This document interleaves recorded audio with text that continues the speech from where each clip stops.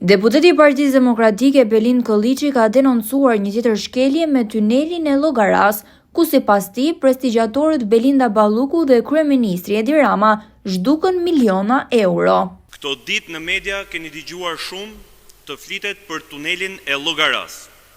Herë i etiketuar si tuneli i Belindës dhe herë si tuneli i Palloshit. Por ajo aferë është shembulli perfekt për t'ju thënë dhe një të vërtet tjetër shumë të hidhur. Sot në Republikën e Shqipërisë, ndërtuesi më i madh serial pa leje, është vetë shteti, është Edi Rama dora vetë. Pak ditë më parë kam bërë publike lejen e ndërtimit e cila ishte zbardhur më datë 28 maj të vitit 2025.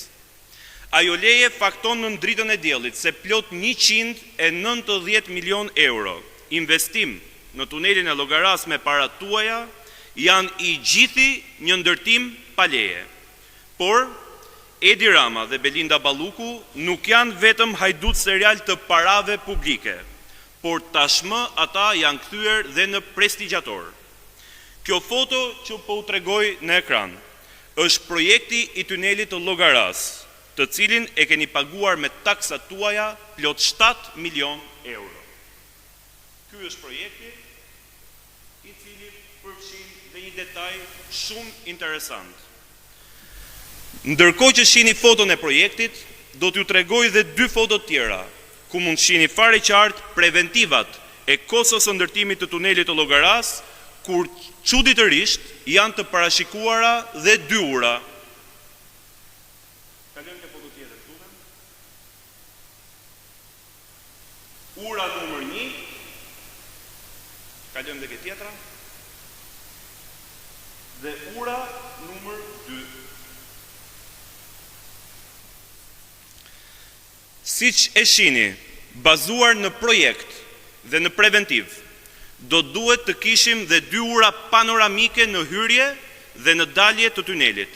E me qënë se në gjuhën teknike këto quhen vepra arti, ndërtimi i tyre e rriti me 25 milion euro koston e ndërtimit. 25 milion euro për ndërtimin e 2 urave të cilat në realitet nuk ekzistojnë.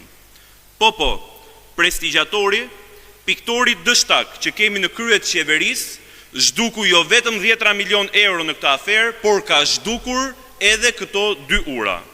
Pra që t'ju a shpjegojmë më thjesht, Edi Rama vendos të vjedh 190 milion euro duke ushitur shqiptarve një ide të bukur me ura panoramike dhe rrugë të arta që na çojnë në Europë.